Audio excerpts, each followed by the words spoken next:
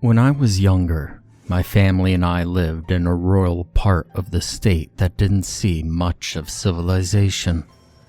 We lived in a small hamlet of about 93 people across nearly 40 square miles.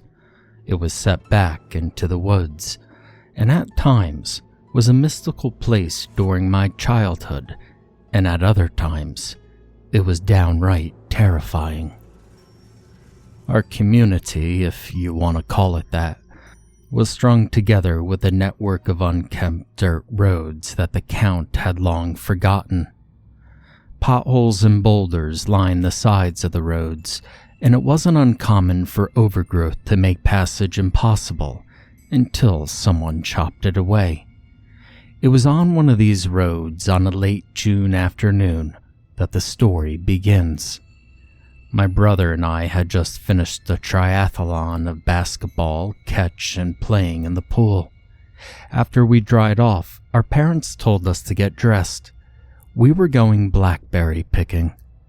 One of the perks of the overgrowth on the roads was that a large portion of it was blackberry bushes, and being on the roadside and not on anyone's property, we were free to legally pick as many as we wanted. My brother and I lit up at the news because the blackberry haul each year was turned into jams and cobblers, and also just eaten after only being washed.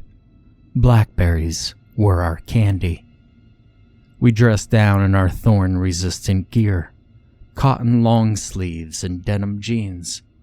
It was late enough in the afternoon that the heat of the day had dissipated to a comfortable 72 degrees, so the full-body clothing wasn't too much of a hassle. My brother and I grabbed a bucket, one of those cheap Walmart Easter buckets, and we all loaded into the van. My dad drove us down the road to our normal blackberry spot, and we all got out of the car. "Don't wander off too far," Mom told us as my brother and I searched for the optimum patch of berries. We expected big, juicy berries that would inevitably stain our hands and probably be thrown at each other in jest. But what we found was a disappointment. What berries there were dried and shriveled black husks that had been subject to the heat of the past few days. What hadn't been claimed by the sun had been carried off by birds. We looked for a few more minutes, going deeper into the brambles. Perhaps because it was so thorny the birds hadn't come in here, nor had the sun reached through the thicker canopy. But still, the only berries we found were of the shriveled and dried sort. I gazed, disheartened, into the tick of the woods past the brambles. I imagined that there was something out there, waiting for us to cross the thorny threshold into its territory. The berries may have dried up, but we were two plump, juicy kids ready to be eaten by a beast with innumerable teeth. I shook the thought from my head, telling myself that it was nonsense and that I was almost 13 and needed to remove such childish thoughts from my head. But still, I couldn't shake the feeling. The woods held wonder and magic, but they also concealed the things that lurked in the shadows beyond the reach of human sight. Having successfully spooked myself, I nudged my brother and told him we should go back and tell our parents of our findings. He agreed, slightly irked that our endeavor had yielded such poor results. We dozed our way through the brambles, stopping down dead vines and pushing aside the thorny branches that tried to catch us.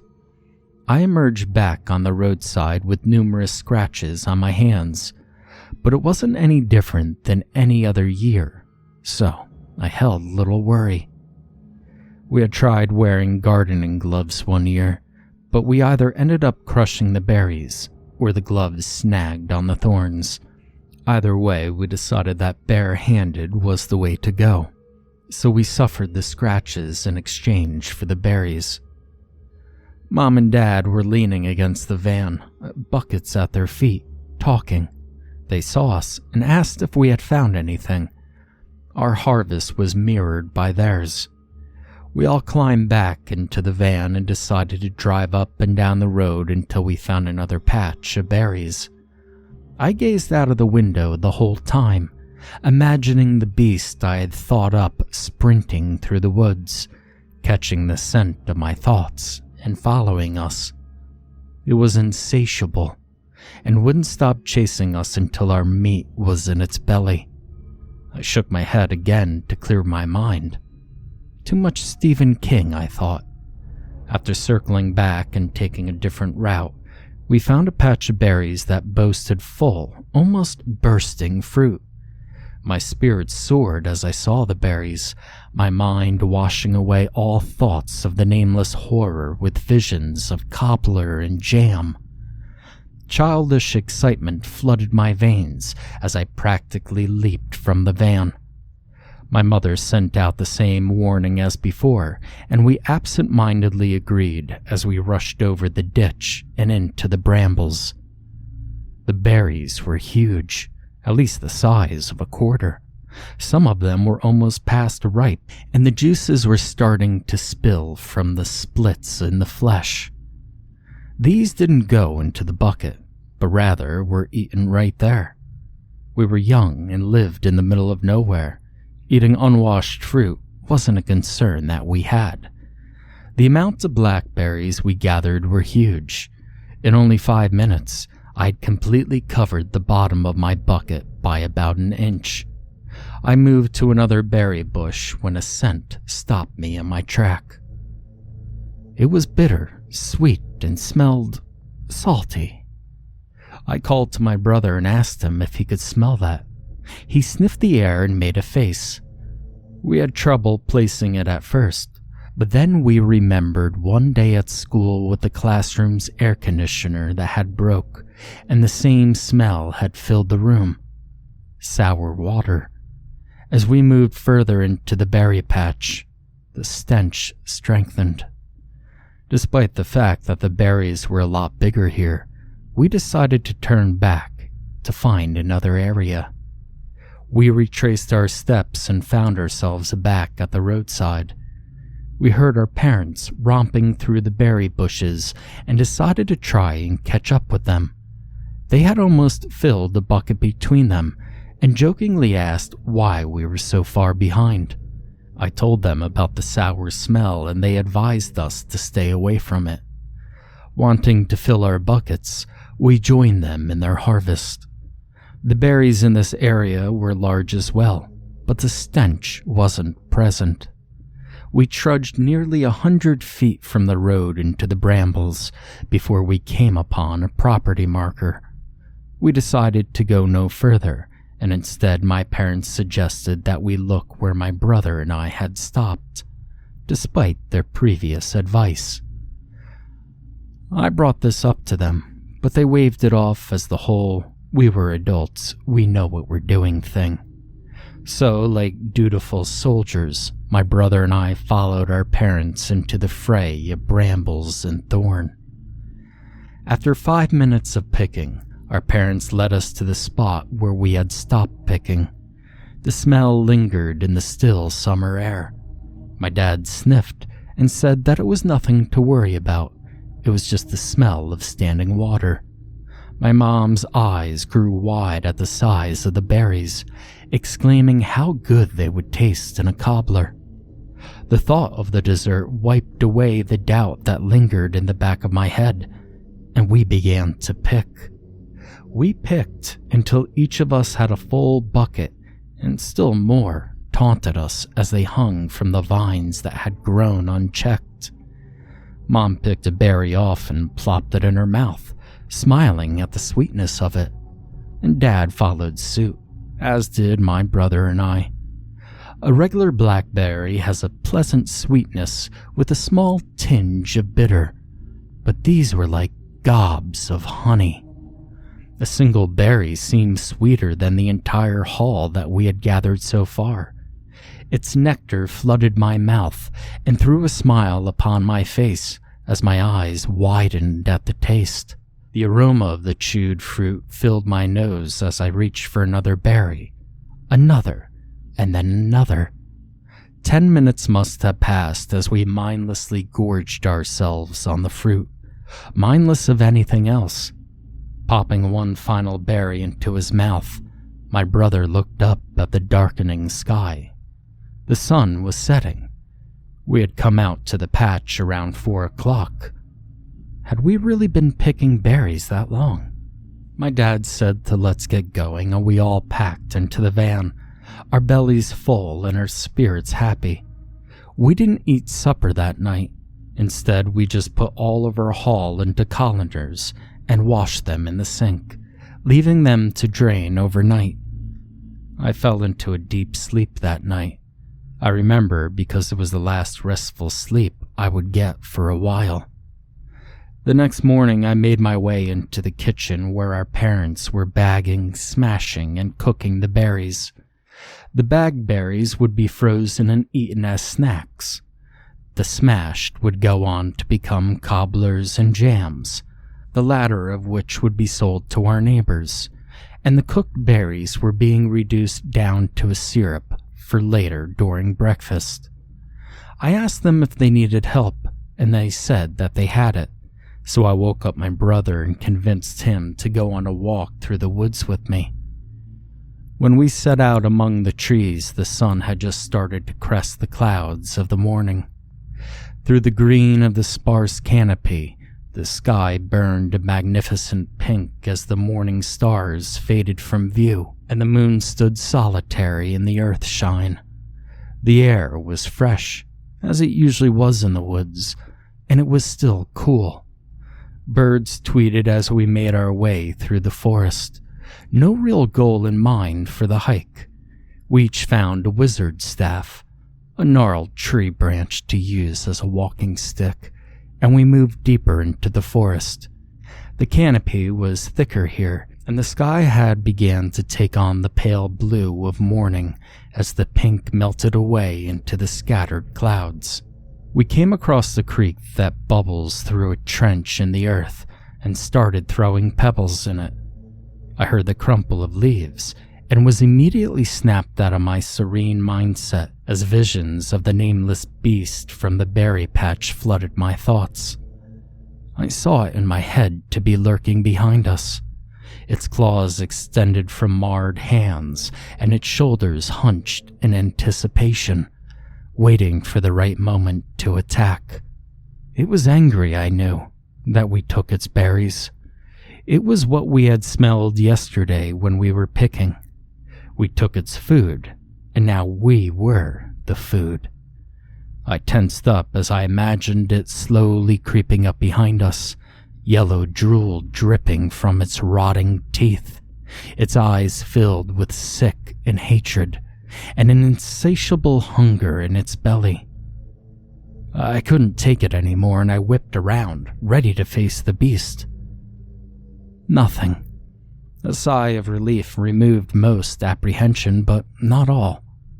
It was then that my brother groaned. He was on the ground, sitting in a fetal state, clutching his stomach. I dropped the pebbles that were in my hand and I skittered over to him, alarmed. "What's wrong? Are you okay?" He batted me away and bent over to his hands and knees.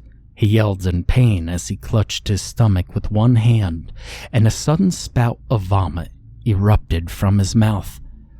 I reeled back in horror as it splashed into the creek. His whole body heaved as he collapsed onto his face, puke ejecting from his mouth and nose and mixing with the dirt. I tried to lift him up, but he feebly batted me away, grumbling something incoherent before another vocal explosion of vomit oozed out of him. He tried to sit up, but the way he clutched his stomach told me that he was in too much pain to do so. Instead, as I stood there watching like a helpless fool, he smothered his face into the vomit mud as more and more flowed from him with each violet retch, like pus from an infection.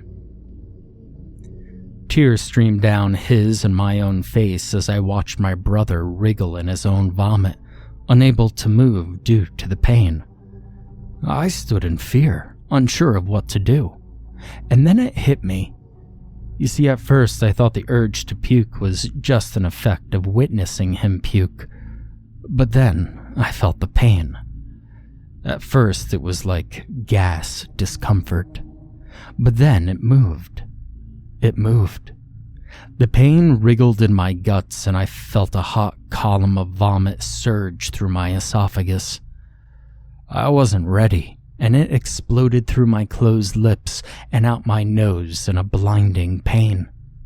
The wriggling went deeper into my flesh, and soon I had joined my brother on the ground, the sounds of my own retching vomit drowning him out as I shut my eyes and let the dark of my vision turn white with the blinding pain that surged through me.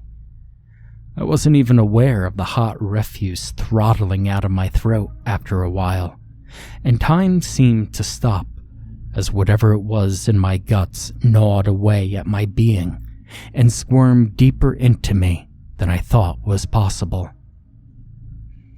The scent eventually hit me and caused even more vomit to erupt from me and muddy the ground in which I writhed.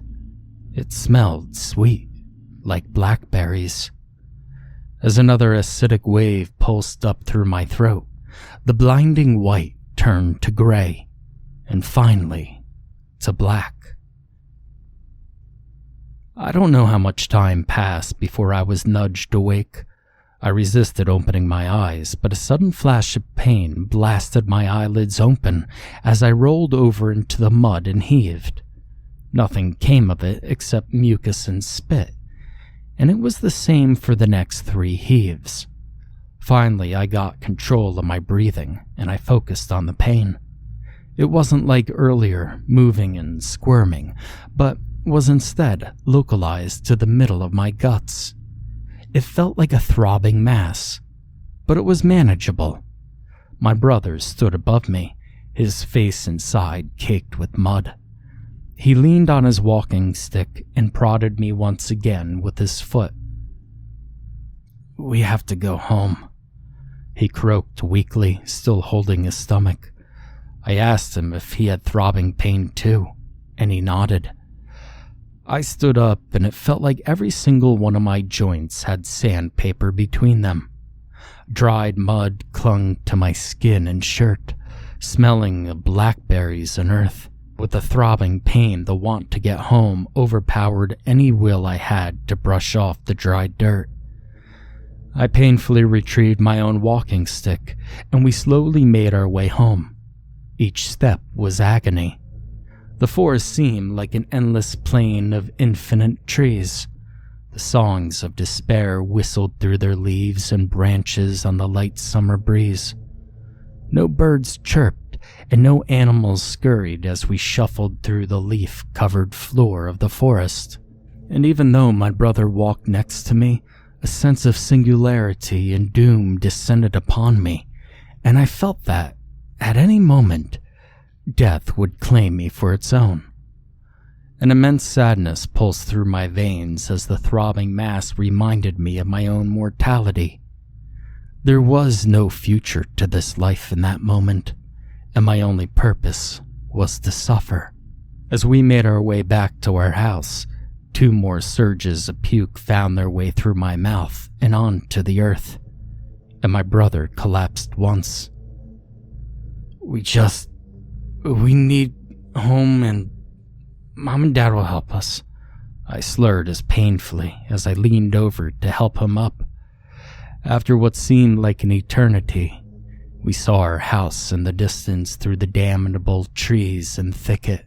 Our arms were scratched to hell from the branches and thorns of our crawl back to salvation, and the throbbing had moved once more through my guts. But the sight of home sparked a hope in me that I cannot describe. We stumbled drunkenly up the stairs to our front door, and we weakly turned the doorknob.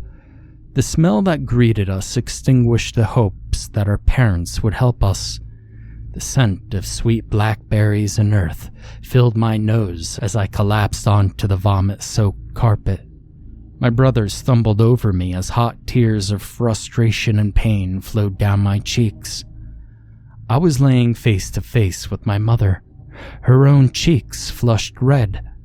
I remember looking into her bloodshot eyes and thinking that this is how I must look.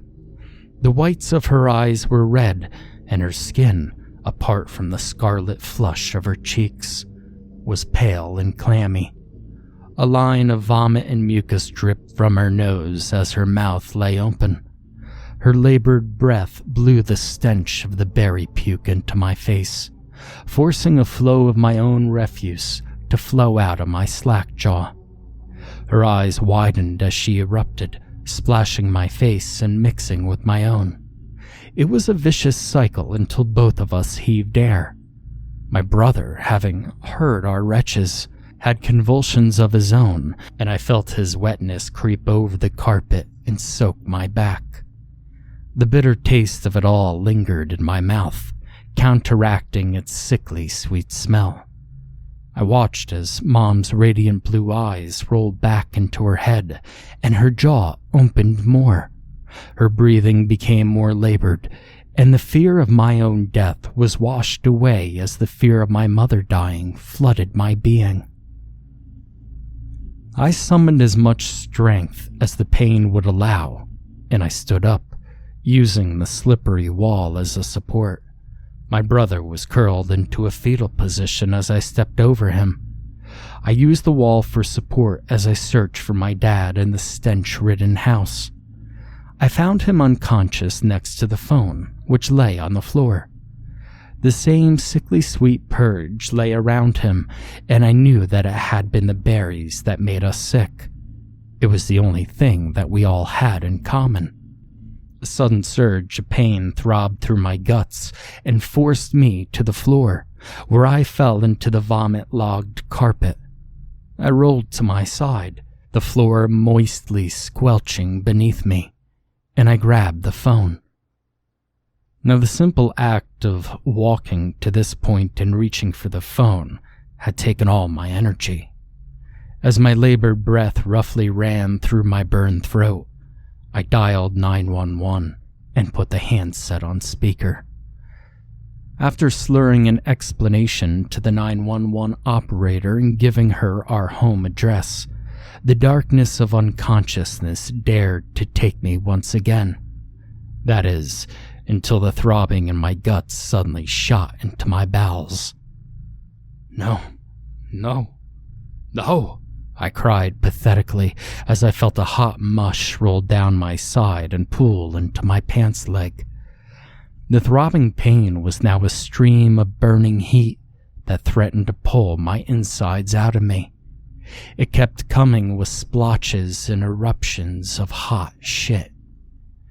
Helpless sobs racked my body as I heard the same sounds erupt from my dad, and the stench of death arose from our bowels.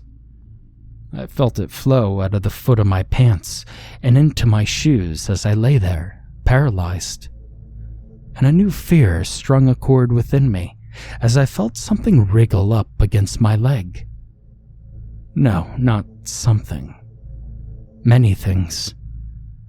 You see, I felt the tiny stick of insect legs prick against my skin as whatever I released from my body crawled over my soiled form. It was alive, and it had been inside of me. Darkness finally took me as another spurt erupted from my bowels. I saw white when I woke up again. At first, I thought that death had taken me, and that I was in the afterlife, but the beeping of my pulse told me otherwise. I became acutely aware of a needle in my hand and the uncomfortable angle of my bed. A hospital. I tried to sit up, but I was too weak. I turned my head and I saw a nurse dressed in Minnie Mouse scrubs. I remember those damn scrubs so vividly. They're burned into my mind. I remember the look of shock, joy, and relief on the nurse's face as I asked for water. And I remember the sadness that moved across her smile like day turning to night. I got my water, and I fell back asleep, wondering why she had been so sad. I came to what seemed like seconds later, But after I cleared my brain of fog, the same nurse in the same scrubs told me that it had been more than a week since I had asked for the water. More IVs were stuck into my arms, and I felt, for the most part, okay. I could tell that she was hiding something from me in the way her sadness seemed to keep itself below her surface. I asked why she was sad, and she said that I would have to wait for the doctor. Over the next 2 days, I slowly regained my strength by eating soft and liquid foods and walking slowly to the bathroom. The throbbing pain was no longer present, though my guts were very tender. On the 3rd day, the doctor came in. He checked my vitals for himself, asked me how I was feeling, and then told me to ready myself, because he had some bad news. I kind of already knew what he was going to say, and hot tears started to run down my face before he broke the news. Mom had succumbed to the berries. Her body had lost too many fluids. I cried and told him that none of this should have happened. They were only blackberries. I sobbed snottily into the doctor's lab coat. I cried until my tears had all been spent, and then I wailed until my lungs burned with acid and my throat turned to dust. The doctor held me the whole time, staying silent and squeezing me gently. I cried myself to sleep on his shoulder. I dreamed that my brother and I were back in the brambles, being stared at by the beast of the woods. No longer were its shoulders hunched, no longer were its eyes full of hate. Its matted hair swayed in the breeze as it approached us. Neither of us felt danger from the beast. It stopped a few feet in front of us, just behind the wall of brambles. It opened its maw, revealing hundreds of shiny, needle-sharp teeth. It spoke, its voice both deep and high-pitched, like the rumble of thunder intertwined with the shrill of summer cicadas. This ground is poisoned. All that grows here is sour, ill, dead. Do not eat again from the bitter earth. The price has been paid for your trespass. It faded into the dark backdrop of the woods, and my dreams slowly merged into something beyond recall. Over the next week, I regained my strength through an hour of supplemental therapy, and started to eat solid foods. I was told that my brother and father had regained a good amount of their strength, and that they were on their way back to good health.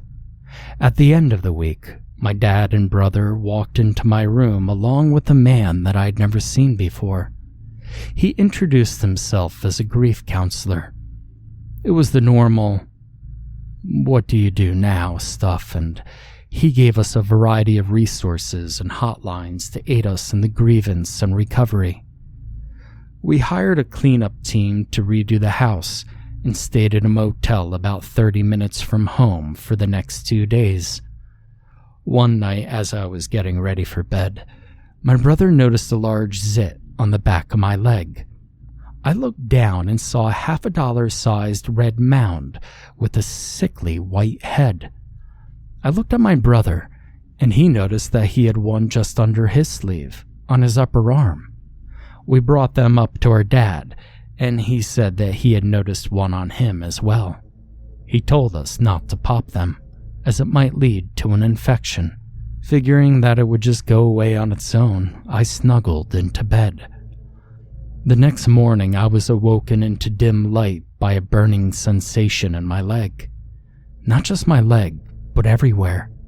I whipped back the covers and cried out in horror as I saw that my lower legs were covered in large zits, as were my arms, and I felt tender spots beneath my shirt. Horrified, I started bawling as I shook my brother awake to tell him, but he cried out in pain, and I felt something hot ooze out onto my hand. My dad was awoken by the commotion and groaned in discomfort as he rolled in his bed to turn on the light and to see what was happening. As the lights flooded the room, I I saw that my brother was also covered in these mounds, and what's more, they were pulsing. I looked at my hand where I felt the ooze, and I reeled in disgust as I saw a maggot inch its way up to my thumb. I fell onto the floor in my stupor and felt my own zits burst like skin bubble wrap. I cried in pain as I got to my knees and felt worms, maggots or whatever they were, crawl from all the zits all over me, and one after another, they emerged from the popped infections and tumbled down me, covered in pus and blood. I heard the plap against the carpeted floor of the room. "Oh my God," my dad shouted as he stumbled out of the bed, his own infections popping audibly as he slammed into the wall. My brother was a bit more careful and painfully eased himself out of bed. Dad picked me up, the pressure from his grip allowing more maggots to crawl out of each of us, and bolted out of the door with my brother behind us. We went back to the hospital and the emergency room balked at the sight of 3 people dripping maggots from their skin. The people in the waiting room either ran out in disgust or stared in horror. We were swept in immediately, and the same doctor that had let me unleash on his shoulder saw us once again. He stared, medically intrigued at the amount of maggots oozing out of our collective flesh. We were put in isolation and administered a number of drugs. After another stint in the hospital lasting another 2 weeks, the maggot pools dried up. We had to have minor surgery done to remove each and every maggot pod, and luckily for all of us, each pod was only in the skin and surface muscle. They had avoided our more vital organs. But the doctors were baffled. They drilled us with questions, and we all referred to the berries that had made us incredibly sick to begin with. A frozen sample of berries was taken from our home, and after just a few days of analyzing the berries, we received word on what had made us sick. Ocypus laciniatus lays its eggs in the ripening fruit of blackberry bushes. The larvae of this beetle are incredibly small and eat the flesh and nectar of the fruit. The beetle only chooses the sweetest berries to lay its eggs in, and it does so by splitting open the berry and putting them inside. That day, when we gorged ourselves on the berries, we introduced hundreds of these larvae into our bodies, and we had been eaten from the inside out.